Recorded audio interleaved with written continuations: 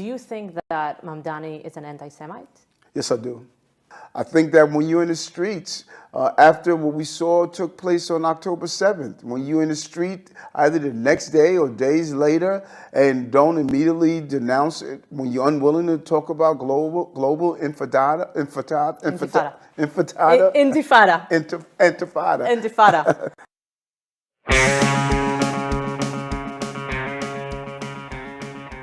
Yes, folk. Eric Adams running for New York City mayor on the End Anti-Semitism party line there on a topic he clearly takes very seriously and is near and dear to his heart, and not just something he's riding like a bicycle to try to get back into the political office he had to leave under disgrace. But welcome, Left Reckoning 229, David. I know. Welcome. How's everybody doing? Matt, it's good to be with you on this Tuesday night. It's good to be back. Thank you for holding it down last week. Oh, yeah, it was great. We had Bronco on. If y'all didn't watch that interview, you definitely should. And, of course, we were joined by none other than Professor Ben Burgess. And we watched a little Patrick Bet David at the end, which people always love. That's high-level ideas there. Hopefully we can reach that watermark again. But we got a big old episode for y'all tonight. In a little bit, we're going to be joined by Brian Goldstone. We're going to be talking about who profits from homelessness. Really looking forward to that conversation. It's a very fascinating book. We're also going to be talking about the Lonely Star State, some of the romances that have been bubbling up and ending here in Texas that unfortunately have big political consequences for the rest of us. And then after the show, we go immediately to the post game, and just want to remind people that we're doing it a little differently.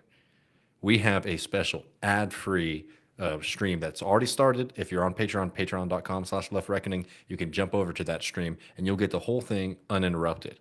If you're on the public-facing thing, we will tell everybody when we move over to that other stream. So just so you know, that's how we're going to be doing it from now on. No more long break in between the main show and the post game. We're going right into it, keeping the action going. So yeah, information on that, we'll announce it again as we get closer. But I don't want to overload and front load too much because we got something kind of interesting to talk about here, Matt. We've been living through some really dark times. I think not just this past couple years, not just since October 7th. I mean, honestly, since 2020, personally and also politically, the left has been in the darkness and has had some very, very difficult kind of growing pains. But in the past few weeks, it seems like things might be moving in the right direction. Obviously, we've been talking a lot about what's happening in New York. But earlier this month, Zara Sultana announced that she would be leaving the Labour Party in the United Kingdom to co-found, along with Jeremy Corbyn, a new party of the left. And the need for this kind of alternative could not be greater. I just want to remind people who haven't been following UK politics, because, we've talked about a decent amount on this show when it was relevant. But for the most part, especially since Starmer came into power, it has been, the wilderness years for the left. Since Starmer has come into power, he's purged much of the left from the party. More than 300,000 people are believed to have left the Labour Party, especially after Jeremy Corbyn's whip was removed by Keir Starmer. I mean, a truly disgusting episode. We've talked a lot on this program. I especially suggest people listen to the conversation we had with Daniel Finn on, I believe, TMBS even, when a lot of this stuff was really ramping up. We had an in-depth conversation on all the disgusting attacks against Jeremy Corbyn, a man who spent his entire life fighting against bigotry and genocide and war, and was just slandered in a disgusting way by the Labour Party and by many members of the media. I mean, an incredible foreshadowing to what would happen post-October 7th. 100%. Right, and I would recommend people, Al Jazeera did a great multi-part documentary series on this a couple of years ago called The Labor Files. Episode 1 is called, as David said, The Purge. And this was over the question of what is anti-Semitism, who's responsive to it, who is deaf to it, who is claiming that people are unresponsive to it, for cynical reasons. And, you see what you get. You get Keir Starmer's Labour Party is a direct product of a successful purge of anybody who would stand up for Palestine.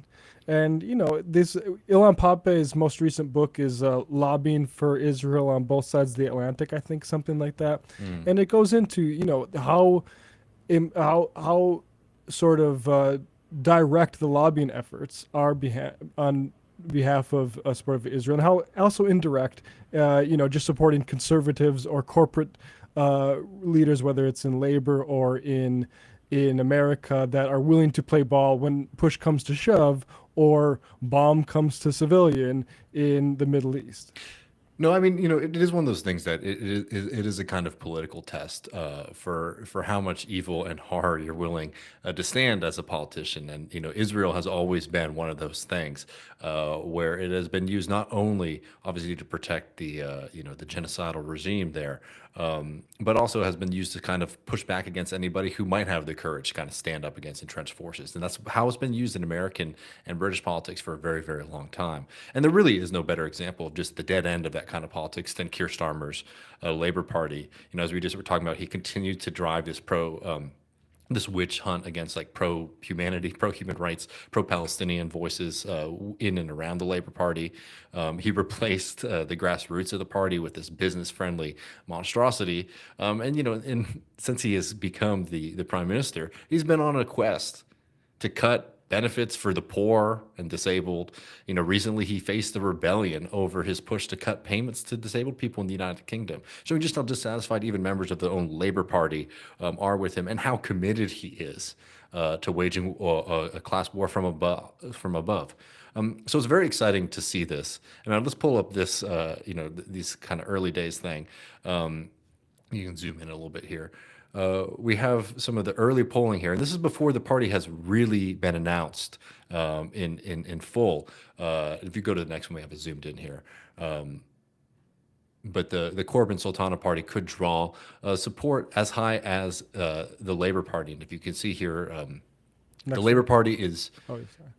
The Labour Party is polling around 15%, right next to this new potential party. So already here, we're seeing that it's competitive, and it's on the next one, Matt, that it's zoomed in on. But oh yeah, and it's called, again, like you wouldn't think the Corbyn Sultana party would be the final name for the new party. No, exactly. I mean, this is a party that hasn't, done any kind of like real outreach or anything like that. It's really just an idea, and it shows how hungry people are for significant change. And I'm just going to play this really quick, this video here for us, because actually, Matt, if you could play that Corbyn talking about his position on, because there have been some kind of questions about how serious and connected Corbyn will be to it. The Independent Alliance Group of MPs are very keen to ensure there is a new alternative party developed, which will be to the left, which will be for peace, will be for justice, and will be for social inclusion and economic equality in our society. So that's Corbyn, saying that he's excited to be a part of this this new movement, and already we are seeing and hearing a course that Corbyn's party and this joint movement is a threat, as it will split the vote and will allow Nigel Farage's far right party to come into power. My only statement to that is yes. Mr. Starmer and the right wingers in the Labour Party, you must stand down to prevent such an outcome. Now, it's not all roses. There's going to be many questions for the left to figure out. In the past few years, many on the left have gravitated towards the Greens, seeing that the Green Party, seeing that as the viable vehicle for the left in the United Kingdom. The announcement itself seems to have already created some confusion with Sultana announcing the new party, but in a way that seemed to be kind of early, jumping the gun. Was it strategic, trying to coax out a hesitant Jeremy Corbyn into action? Was it born from disorganization and confusion? We don't know the full story yet, but as of now, it is clear that the excitement points to a real need for an alternative. Unite, the union there, and has already sort of, made some inroads and sort of pointing and hinting that maybe they will be a part of the project or at least support it. And, the real question is, will this be an organization that's able to unite labor and left in the United Kingdom? Or will it be another vehicle of the kind of upper middle class politics that have dominated on a lot of left-wing projects in recent years? Here's hoping that this sort of opens up a new door and a new chapter in politics. Yeah, and it's a bit rich of the Labor Party to say, hey, you're splitting us when you are the ones that are holding the cleaver. This energy was all inside your party, and you pursued witch hunts. And meanwhile, you look on the other side of things, UKIP is no longer, and reform has sort of taken its place. And that kind of shows, like, in at least a parliamentary system, that can be done. Hmm. And where are the Tories at? I didn't even notice them on this poll. Yeah, they're They're back I up think to 17%, So right? I mean, But they're getting trounced by reform. well, I mean, well, exactly, because there's a hunger, just like there's in this country, for a different kind of politics. I mean, people are exhausted with both the Tories and the Labor Party after years and years and years of devastation and lies. So there's definitely an opportunity, and it just sort of shows that I think this is a moment where kind of being bold and pushing back against the naysayers seems to be the correct strategy, as we're seeing with this potential situation in the United Kingdom, and also obviously with what happened in New York with Zoran, who again ran as a Democrat, but that was a campaign where a lot of people, particularly on the left, when it was a smaller conversation amongst smaller groups, there was a lot of people who said, oh, this might be a waste of resources, this might not be a good movement to grow like the DSA and these kind of political organizations. Well, those positions were proven incorrect, and I think that this is a moment where a little bit of boldness goes a long way. Absolutely. Well, with that, a bit of a good news. Let's bring on our guest for this evening, Brian Goldstone. Brian is a journalist whose long-form reporting and essays have appeared in the New York Times, Harper's, New Republic, California Sunday Magazine, and Jacobin.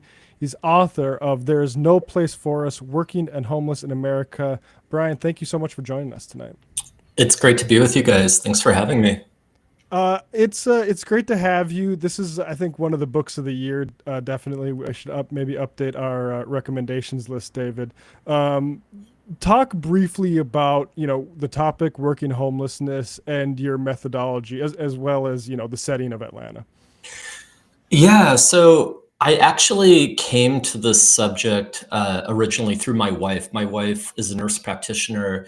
And around 2018, we had recently moved from New York to Atlanta, and she was working at a community health center here called Mercy Care. And she started to notice this trend among her patients, all of whom were low income and almost all of whom didn't have insurance. And what she began to hear from them was that they were working low-wage jobs, often more than one job. They were packing boxes for Amazon. They were driving for Uber and Lyft, DoorDash. They were in caregiving positions like daycare workers or home health aides.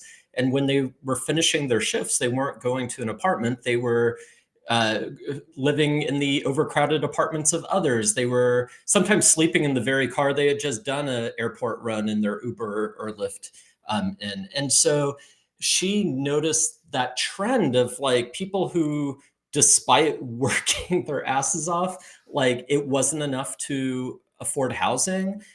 She was really struck by that. When she told me about it, I was pretty shocked. I, as a journalist, and before that as a cultural anthropologist, I had been, studying inequality, economic injustice for years around the world, and I had never really seen this link between work and homelessness like explicitly thematized, much less unpacked and really examined. And in fact, around that time, I remember sitting down at an academic search engine and typing in the words "working homeless," expecting to find this plethora, of literature and articles. And I was really surprised that there was hardly anything. On the contrary, when it was discussed, it was like work was discussed negatively as what was missing from homelessness. And there's this classic book by Peter Rossi called Down and Out in America. And he has this formulation that, those who are homeless are, quote, like disconnected from the world of work. And I think even as a progressive, educated person, I sort of harbored that assumption as well, that people just need to join the labor force. They need, I had that kind of intuitive assumption. And so anyway, that launched me into this project. I started by writing a story for the New Republic over a period of several months following one family in Atlanta. And then when that was finished, I just realized that this phrase "working homeless," that there was so much more to sort of scrutinize there, that just the ways that that phrase Well, on the one hand, just like completely upended the stories that we tell ourselves as a country about work and homelessness alike. And also just how the term working homeless like exposed how, I mean, devastatingly porous the line between housed and unhoused has become in this country. And so that led me to follow 5 families over the course of many years here in Atlanta. And it culminated in this book, There Is No Place for Us. Yeah, I mean, I can't recommend it enough. It reminded me of reading Barbara Ehrenreich's Nickel and Dimed in college, as well as George Orwell's Down and Out in Paris and London, which may be a similar name as the one that you referenced. So it's a long sort of standing. I guess there's been a few installments in this sort of work. I'm curious your discussion or your overview and your perspective on the way this discourse has developed. Because I mean, for as long as we're on episode 229 of this show, housing being pretty much impossible and precarity being right around the door has been a constant theme. Particularly during COVID, you saw a little bit of that, and your book goes into different measures that the government did to sort of stabilize and then pull out. But I'm curious your view of like how this conversation has developed. Yeah, I mean, it's interesting because I think like for a while I was under the illusion that the conversations I was part of, the circles I sort of ran in intellectually, journalist friends, fellow scholars, and so forth, podcasts, magazines, where like the link between housing and homelessness is like taken for granted. And then it's a question of, the NIMBY versus YIMBY approach. Or not NIMBY, but like, those who are like saying that we just need to build more versus those who say that building more is not going to just filter down and create more affordability, and so on and so forth. I think what was really like helpful to remember at one point was that for most of the country, both historically and into the present, like even bringing housing into the conversation about homelessness is already a kind of intervention. Like, and it really goes back to the 80s, as so many of our kind of our uniquely American maladies do, go back to the Reagan administration and the neoliberal experiment that he inaugurated. But, it was during the Reagan administration that mass homelessness in this country first exploded. And that itself is, I think, helpful to remember that this is like a relatively recent phenomenon. But as it was exploding, his administration, those in power, like they made a very concerted effort and this was a deliberate tactic to control both the public perception and narrative around homelessness.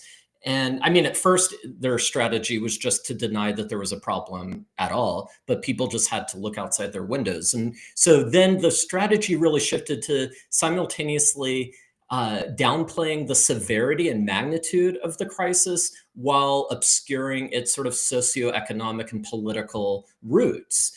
And so very quickly, mental illness, addiction, alcoholism, substance use, even laziness, a refusal to work, calling homelessness famously, as Reagan did, a lifestyle choice. All of these things became the dominant explanation for why all these people were being deprived of homes in this country.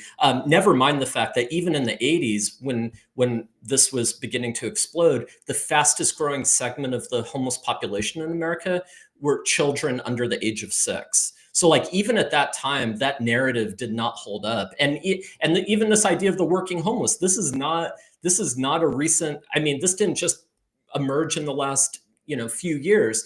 People with jobs were part of sort of the growing ranks of the newly homeless going back to the 80s. But again, like this attempt to control the narrative, it was very successful. And by the end of the 80s, the New York Times and CBS News, they conducted a poll asking New Yorkers at random what causes homelessness. The number one answer was psychological problems. The number two answer was laziness, a refusal to work. The next answer was like alcoholism, substance use. Not a single person mentioned housing. So, that just kind of transmuted and morphed through successive administrations. This became a bipartisan effort to obscure the true causes of homelessness, which, of course, lest it need to be said right now, was the fact that the social safety net at beginning in the 80s had been just utterly decimated, much like we're seeing today, across the board, but especially when it came to housing and housing assistance, public housing, rental assistance. All of that was decimated. Work was becoming increasingly volatile and precarious. So a legacy of racist housing policy and discrimination and dispossession and displacement, all of that was sort of written out of the story in favor of this account of homelessness that made it attributable to these individual pathologies. And so, that's basically where we find ourselves today, I would argue. Well, Brian, I want to ask you this, really quickly too, just about the way that we think about homelessness. It's one of those things. So you're talking about the way that, we talk about it as like an individual issue, but there's also a way I think a lot of times people think of it as like a local issue.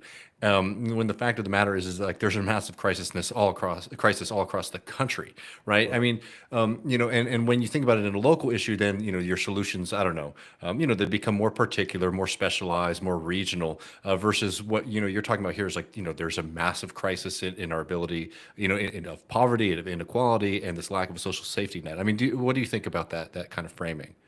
Yeah, no, I think that's 100% true. I think that a big part of the discussion around homelessness tends to revolve around homelessness that is like visible and conspicuous and really in your face, the kind of homelessness that you have to avoid, on your way to work or taking your kid to the park or whatever.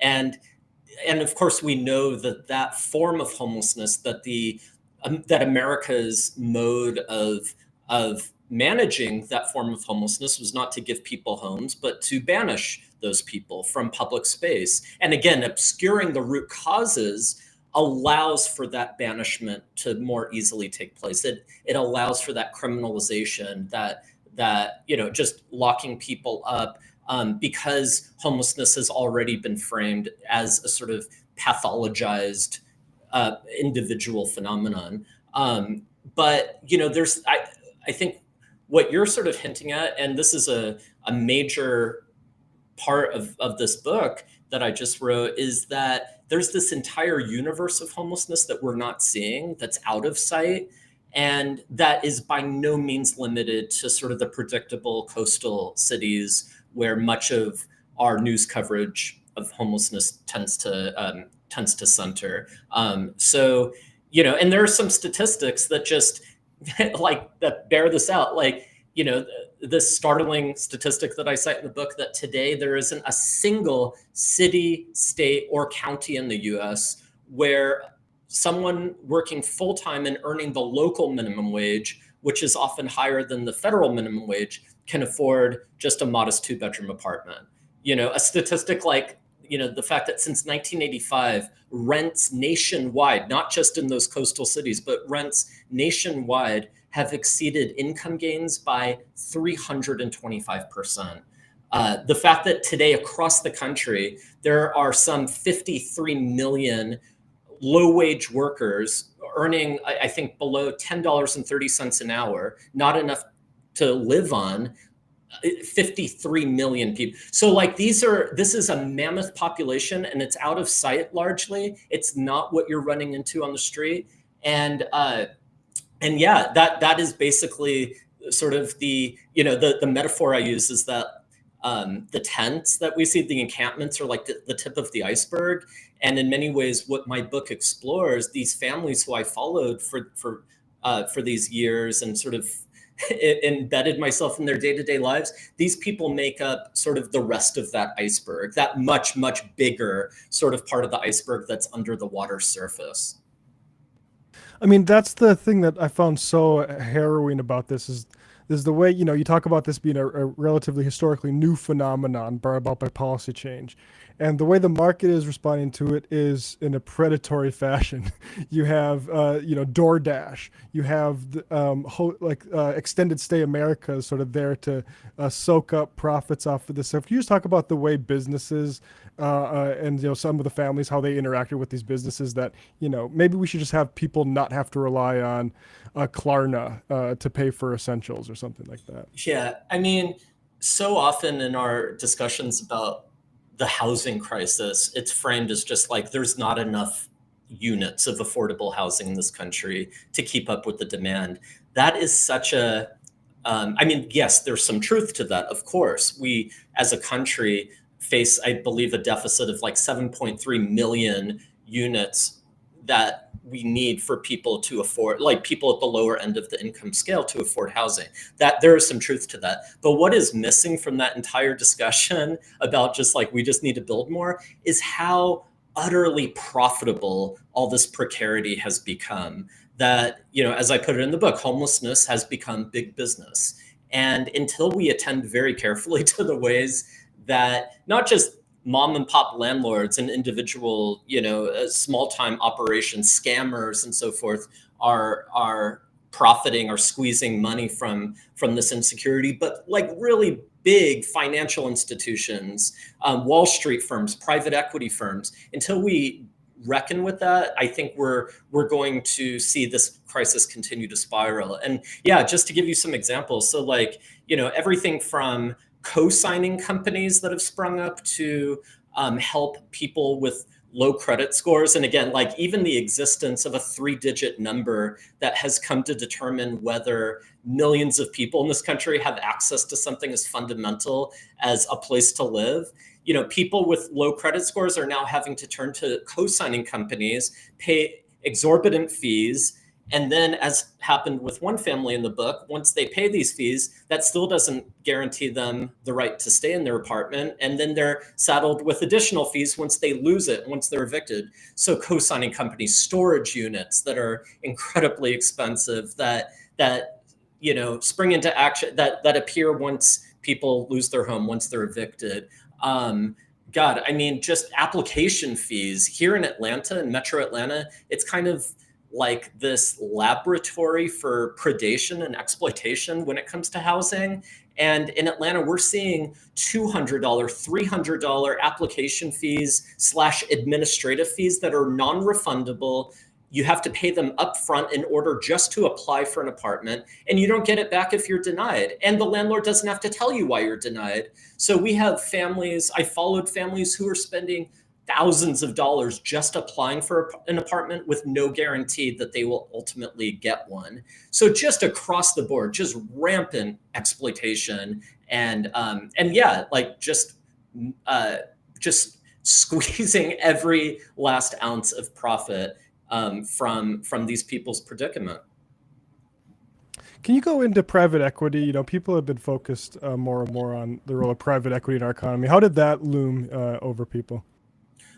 Yeah, so I'll tell you about Maurice and Natalia, because their story, I think, really encapsulates like private equity's insidious role in all of this. So Maurice and Natalia, they buck a lot of the stereotypes that people might have about people experiencing homelessness. Like it's a two-parent household. Maurice and Natalia, they have 3 kids.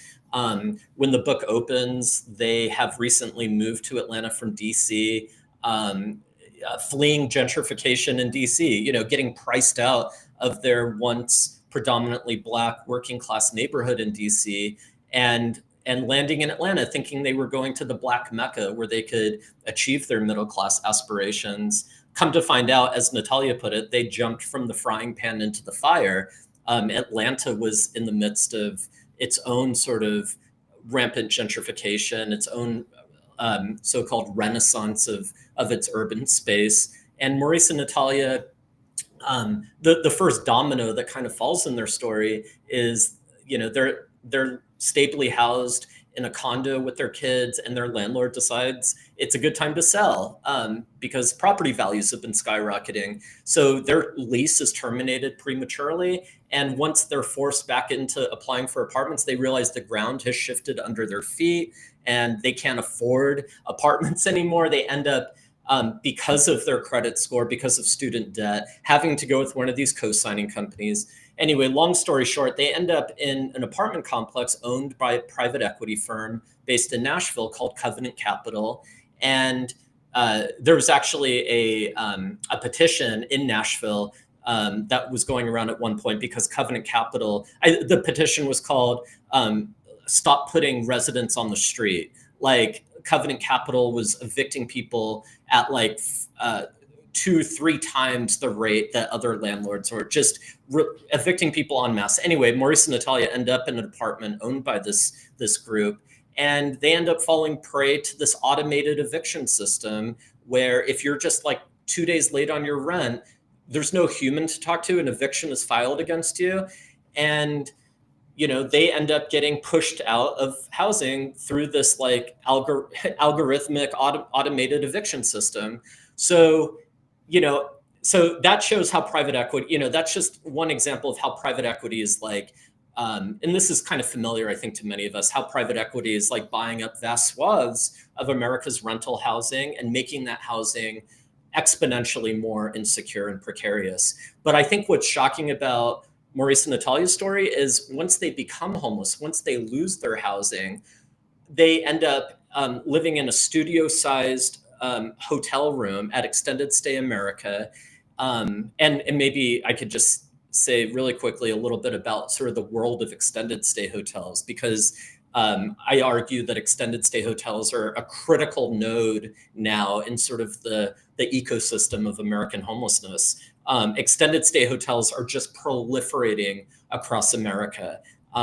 They are sort of the new frontier of investment capital in sort of maximizing profit when it comes to the housing crisis. And they're really concentrating these hotels in areas of the country where working people are most likely to lose their housing, where they are most likely to be able to not be able to afford it and be unable to sort of get back into the formal housing market because of low credit scores or because of evictions on their record. And once you're forced out of the formal housing market, your only place to go at that point is a homeless shelter, if there are any shelters, especially for families, or to sleep in your car, or to stay with others, or increasingly to go to these extended stay hotels. And these are not hotels where like traveling businessmen are staying or where healthcare workers are staying. These are like, I call them extremely profitable homeless shelters. Like, imagine the worst slum conditions, and then imagine paying even more for those slum conditions than you were for an actual apartment. So Maurice and Natalia, they end up in the studio-sized room paying more than double what they had been paying for their 2-bedroom apartment down the road. In the studio, where water is dripping down, where rodents are running around the property, cockroaches across the floor. I mean, just awful conditions. And in the span of 8 months, they spent $17,000 on this room. Why do I mention Extended Stay America? Because during the pandemic, while they were living there, Extended Stay America was purchased by Blackstone and Starwood Capital, two private equity giants, for $8 billion. Because they saw that this is a business model that can be extremely lucrative. And so that's just an example of how private equity isn't just buying up the places where people live or need to live. They're also buying up the places where people are forced into once they become unhoused. Yeah, I mean, it's just the image of, getting to the end of a treadmill and then finding out like, oh, there's people ready to, exploit you about to fall off that treadmill for their own pocketbooks instead of. And this kind of brings us to another concept you have in your book, the homelessness industrial concept. Can you just talk about that and how it presented itself? Yeah, so the homelessness industrial complex, it's actually a phrase that a caseworker in the book, Carla Wells, she's someone who has been in the trenches of direct services for decades.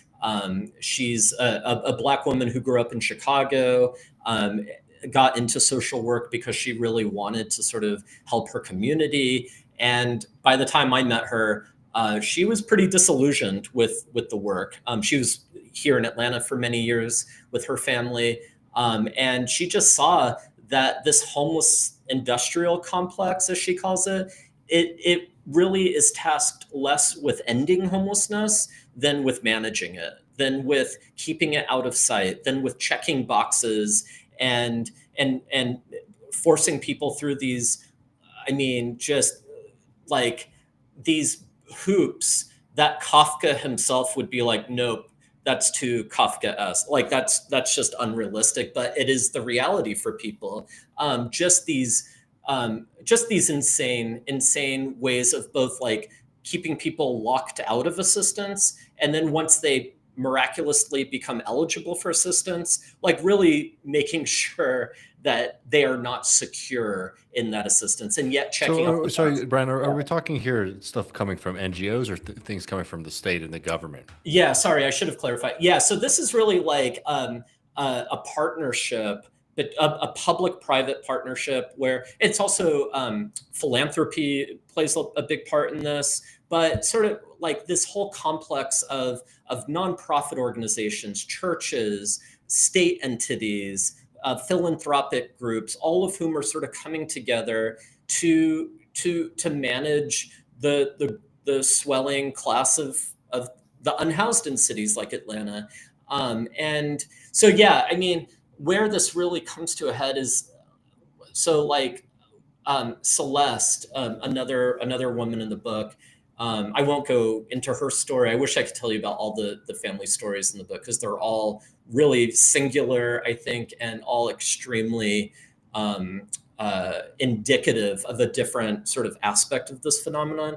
But Celeste, when she goes to Gateway Center, which is like the coordinated entry point for accessing homeless services in Atlanta, she arrives at 4:30 in the morning. There's already a line wrapping around the block in downtown Atlanta, men, women, and children waiting to be seen. She waits hours with her manila folder, waiting to see the caseworker. She has just been diagnosed with ovarian and breast cancer.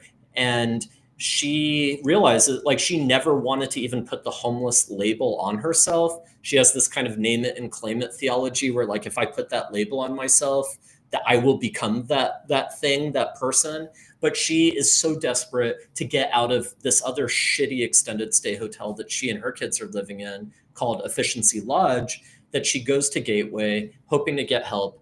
And when she finally sees the caseworker, she is told that she doesn't fit the definition for literally homeless, because only people who are in shelters or on the street are considered literally homeless.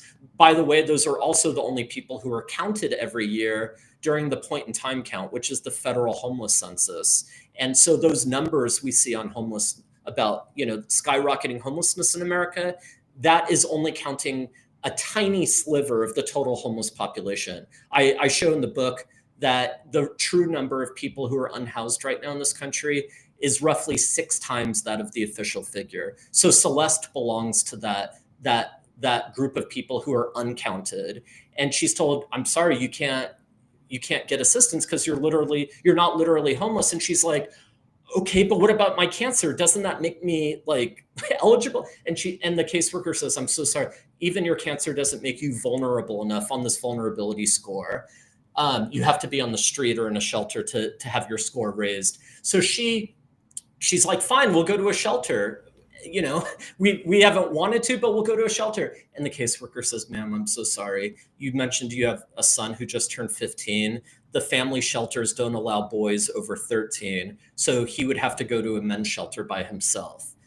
And of course, she's not going to break her family up. So when she leaves Gateway that afternoon, the line is just as long as it was that morning. She leaves with nothing. And I think that's what Carla Wells, that case manager, means when she talks about the homeless industrial complex. This is a system. I don't want to, at a time we're living in right now, where like even that in many ways pernicious system is just being taken apart and destroyed, and the minimal support that exists is about to evaporate. I think it's important to say that. I think it's important to say that the only thing worse than the current system is no system at all, or, is removing this assistance altogether. Like, things really can get worse. But I think what Carla is saying is, let's not be under any illusions that a system that helps one person get out of homelessness, but sees another 4, 5 families and individuals pushed into homelessness, that system is working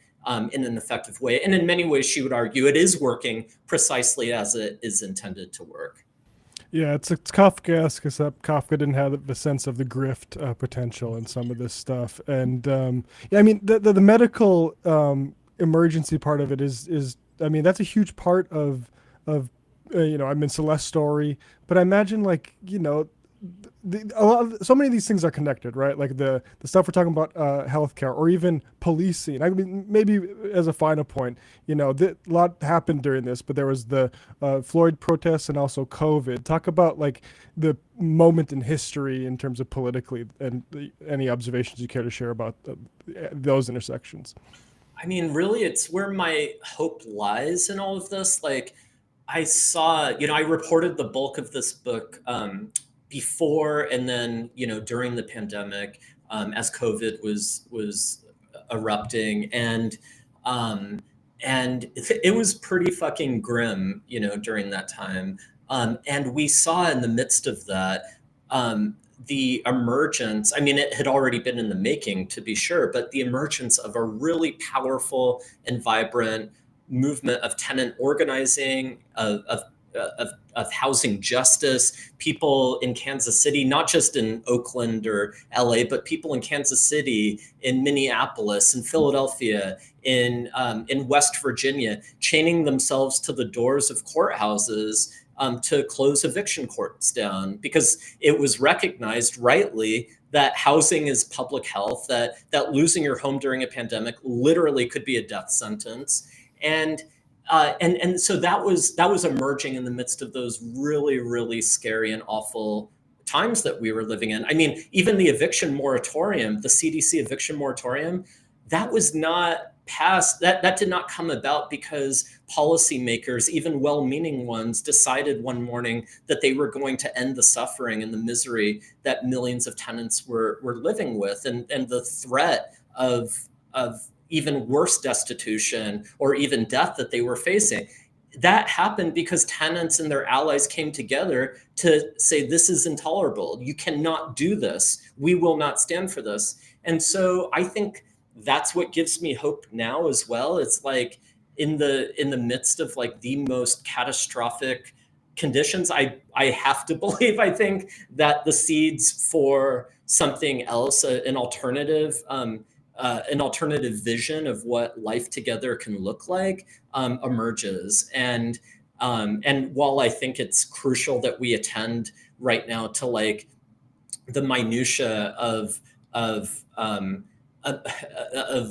sort of violence that we're facing every single day under this administration, but at the same time, I really feel strongly, and this is not me saying this is me sort of echoing what I heard in my reporting from the families themselves, from tenant organizers here in Atlanta, from organizers around the country, who are like, we can't allow our sense, our definition, our vision of a just society, a society where housing is a fundamental right for everybody, where it's a basic human necessity, just like water or education or healthcare, which, of course, none of these things are actually treated as fundamental public goods that should be funded accordingly.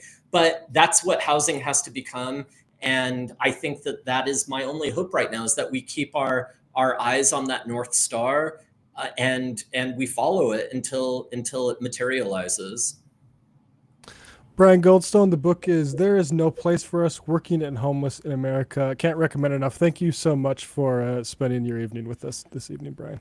It was great to be with you. Thank you so much. Yes, thank you. Yeah, no. Yeah, great book.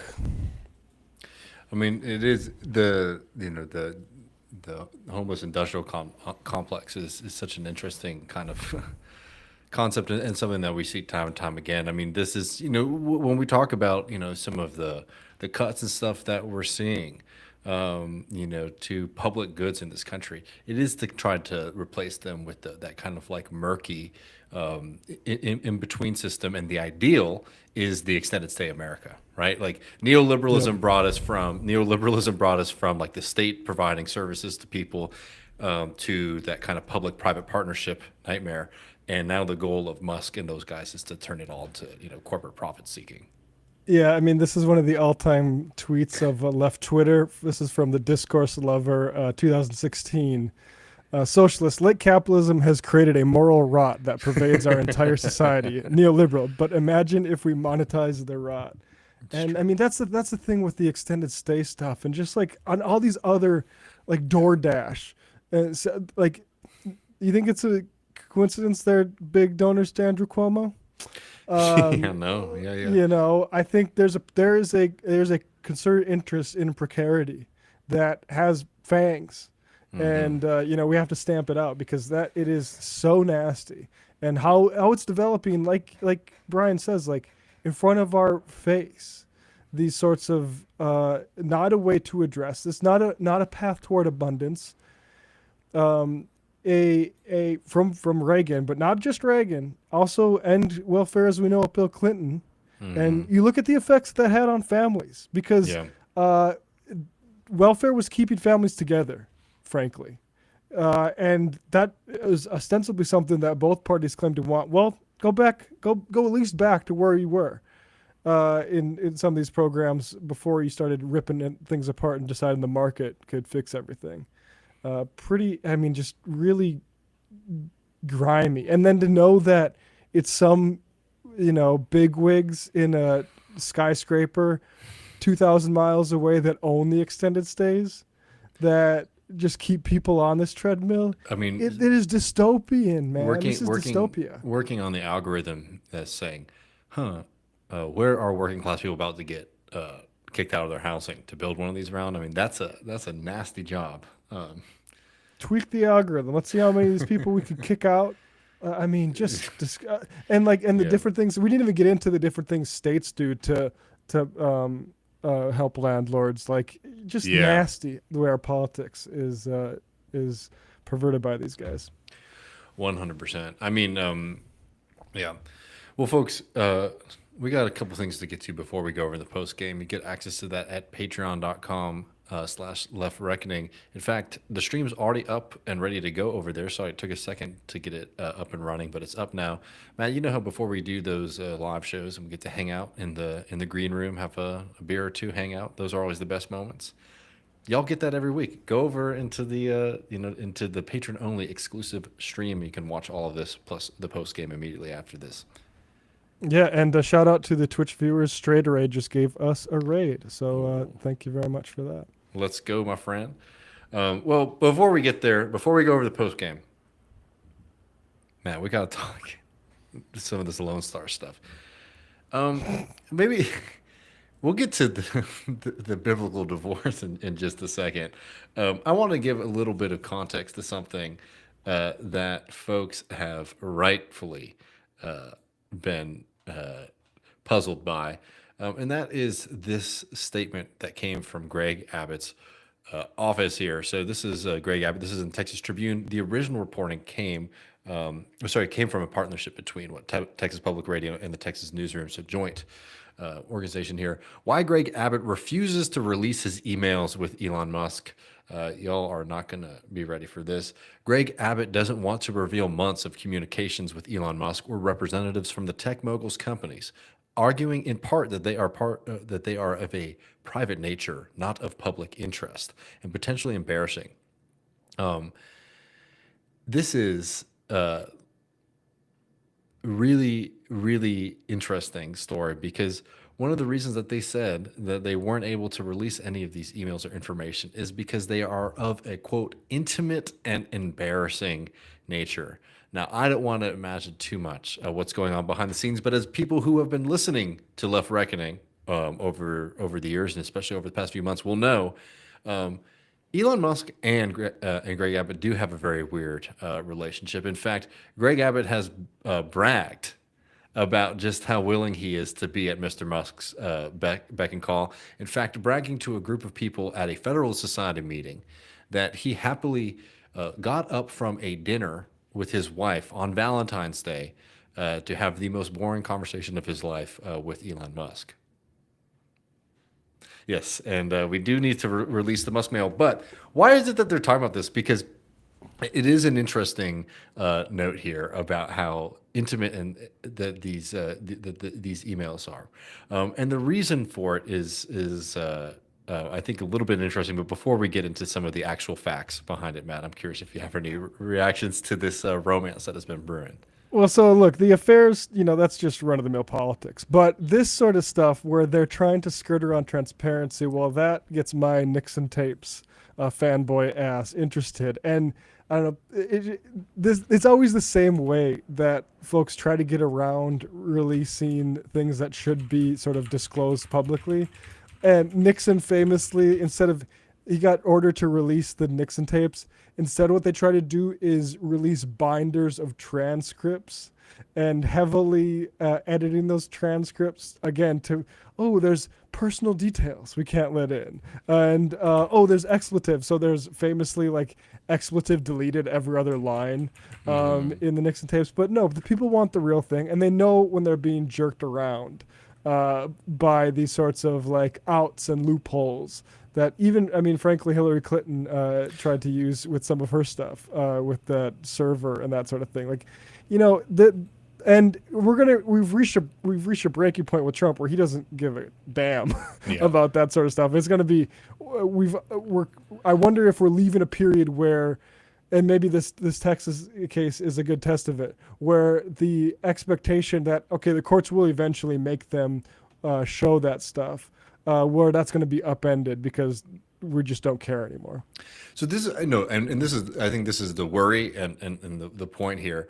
So this is the journalist, who's broken the story, who tweeted this out. New as part of my effort to track down Elon Musk's influence in Texas Capitol, asked for all the emails with Governor Greg Abbott for the last several months. Abbott's office rejected my request, saying some of the records are too, quote, intimate and embarrassing to release. Specifically, the governor's lawyer argues that Abbott's and Musk's emails are, quote, intimate and embarrassing and not of legitimate concern to the public, including financial decisions that do not relate to transactions between an individual and government body. By the way, I'd be very interested to know about what financial conversations are happening between my governor and the wealthiest person in the world.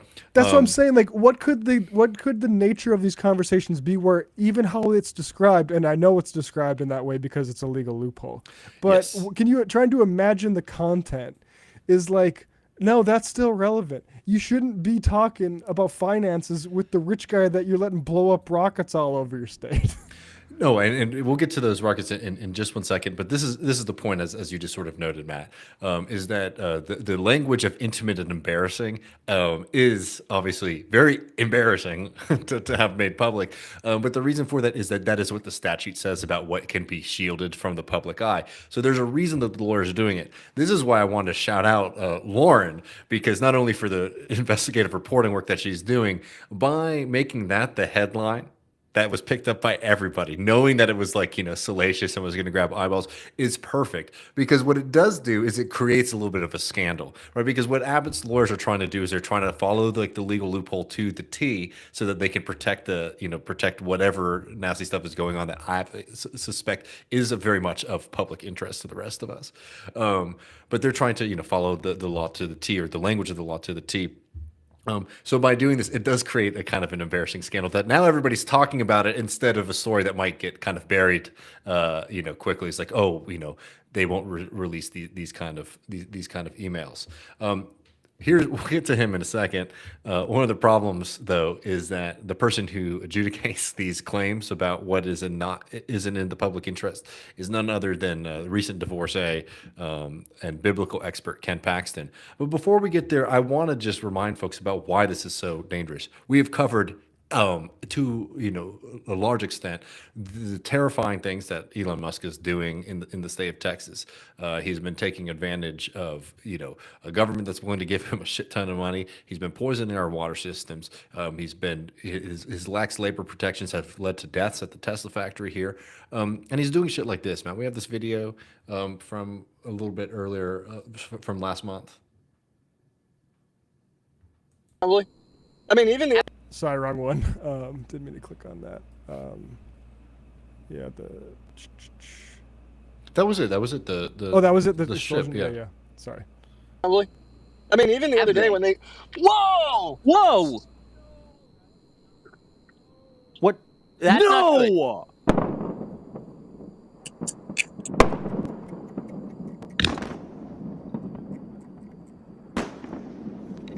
Oh my God. So that's what these guys are doing in South Texas, and you might say, well, that's a private company that can do whatever they want. Well, like most things in life, there really is no difference between public and private. In practicality, they rely heavily not only on government money but on government services. And this is a story that came out earlier this month from Brownsville, Texas, right? Which is now remember, by the way, Elon Musk and his people didn't want to be a part of they wanted to create their own little city state here, but they're still reliant on the rest of us to provide the services that they need. And this is a report from Valley Central. Catastrophic loss of life, real threats for Brownsville firefighters at SpaceX explosion ground. And they got this email that was sent to Starbase, the people around Musk's company, saying, quote, "We hope that you are well. As important partners in our community, we want to share the following incident report." They're talking about the explosion here. SpaceX says that there's no injuries at the explosion. That at 11:29 p.m., the Brownsville Fire Department was at the scene with 2 pumpers, 1 ambulance, and 3 command units. Quote, "Due to the volatile nature of the incident, BFD crews staged in the designated cold zone alongside SpaceX emergency personnel approximately 1 mile from the site. Crews at the scene reported seeing active flames from vertical and horizontal tanks. SpaceX stated that they stored oxygen and methane, elements that posed an extreme explosive potential. It was then that Brownsville crews opted to reassess the situation using SpaceX's overhead drones, which could offer real-time thermal imaging." So these folks, again, who are using firefighters from the local area who are deploying in the area at Starbase to take care of the explosion for Musk's company, are discovering that they're storing methane and oxygen tanks near the launch site, which is extremely dangerous, not just for the Starbase employees, but also for these public servants.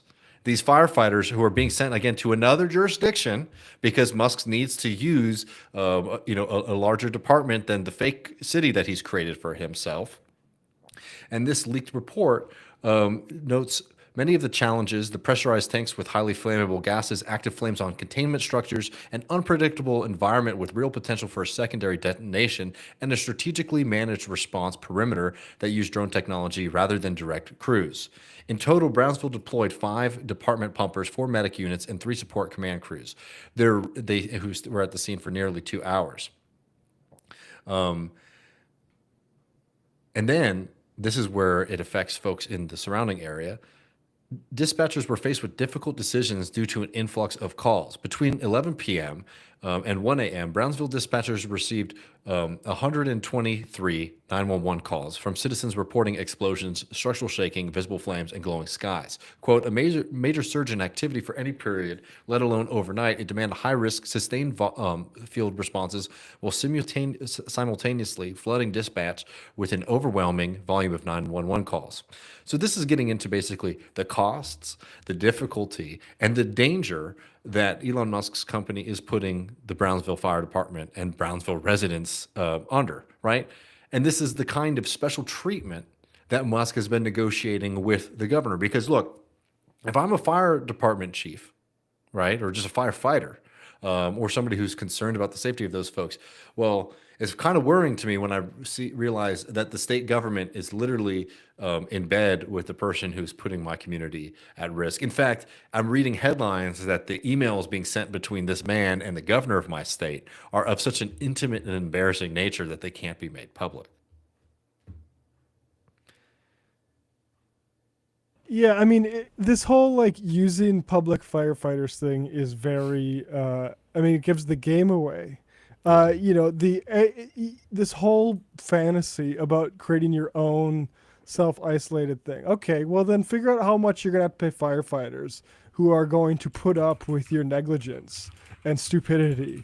Be like, oh yeah, hey, we just blew up another rocket. By the way, some tanks of oxygen and methane. Work around those ones. Hope they don't, you know, blow any of you guys up. I mean, yeah. Yeah. No, so anyways, this does matter. And there's plenty of other things when it comes to Musk's business operations in the state of Texas. But that's just something from literally just a couple weeks ago that, like, yeah, I am kind of interested in what relationship this person has with the governor. Hundreds of people flooding your emergency lines. Like, that shouldn't happen. No business should be able to inflict that onto a community. And, like, the politicians that make it happen, that's a scandal, guys. Yep. Well, you want to talk about another scandal real quick before we go over to the post game? So we've covered this pretty intensely over the years. We covered Ken Paxton's impeachment trial. And one of the very controversial aspects of Ken Paxton's impeachment trial was the fact that his wife is a state senator.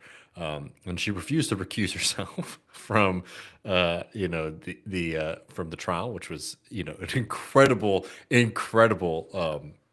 lapse in any kind of accountability in the state of Texas. To have somebody like that with a clear conflict of interest participating in it. Now, it was also very interesting because as part of the impeachment, there was plenty of documentation of Ken Paxton's cheating.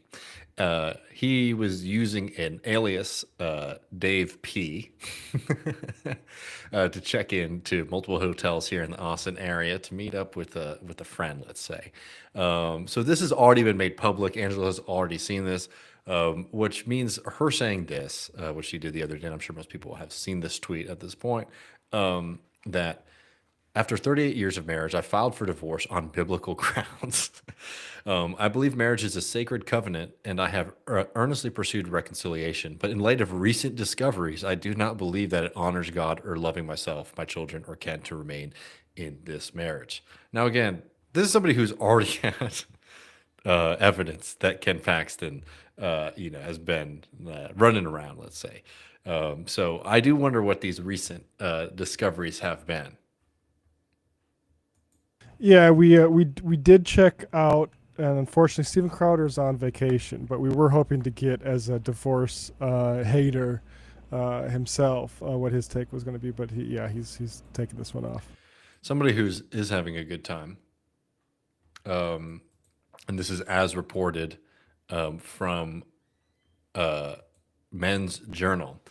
Laura Olson, Ken Paxton's ex-mistress, breaks silence after his divorce announcement. Olson's affair with Paxton nearly caused him to be impeached when from office.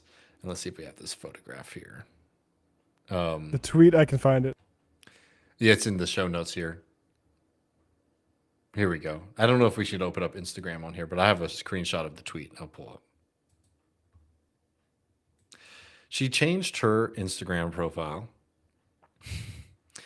after the announcement of the separation of Paxton and Angela, Ken Paxton and Angela.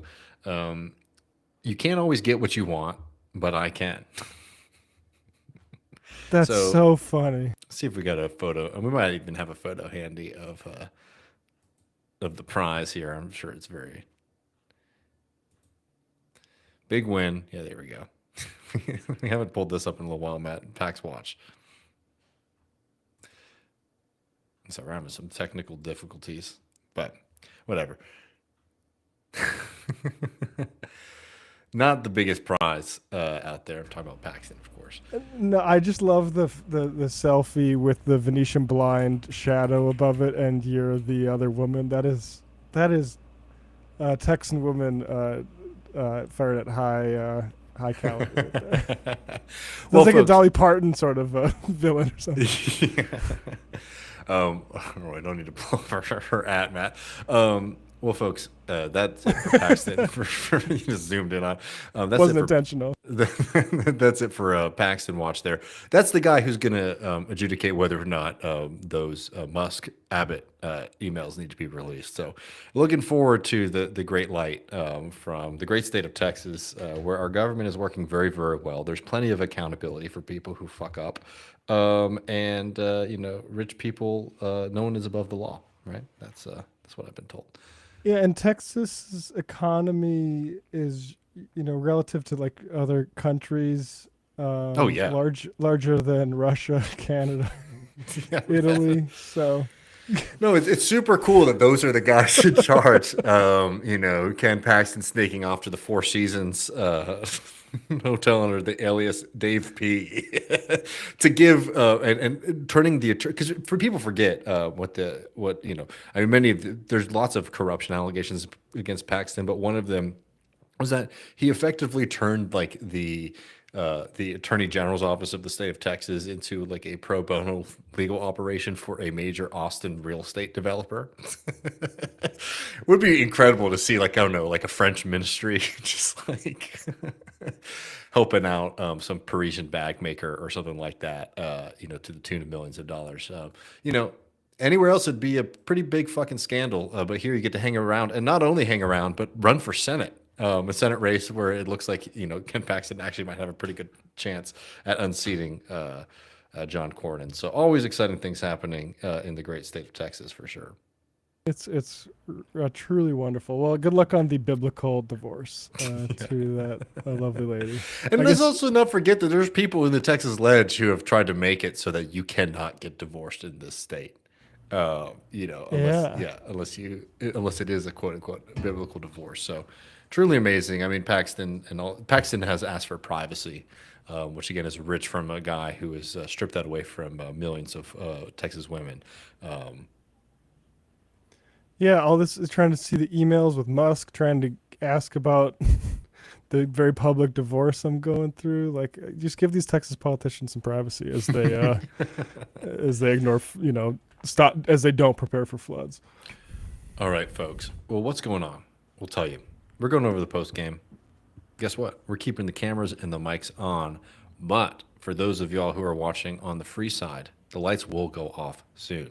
So if you're a patron, switch over to the patrons only stream. If you haven't signed up before, this is the perfect time to do it. Patreon.com/leftreckoning. You not only get the main show, you get the post game immediately after, and you get the Sunday show. We're always having a lot of fun on those Sunday shows. People love the Sunday shows, and the post game, we keep it going. We got some excellent stuff today, Matt. Tell them what's in store. Well, Barack Obama has been doing a little bit of reading, so we'll be able to sense what kind of ideas are floating through his head. Surprise!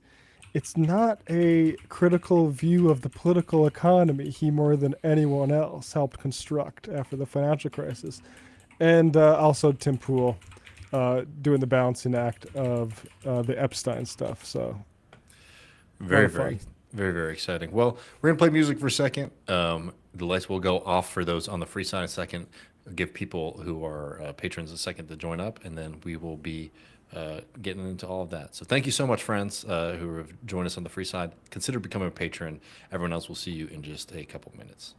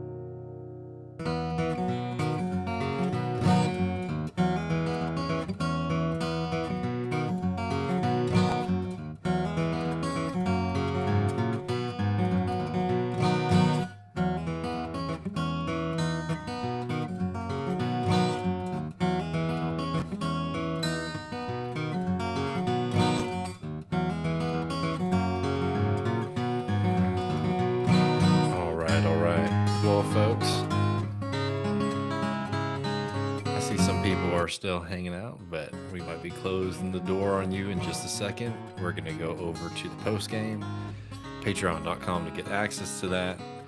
We'll be back next week with the main show. Come and join us, patreon.com/leftreckoning.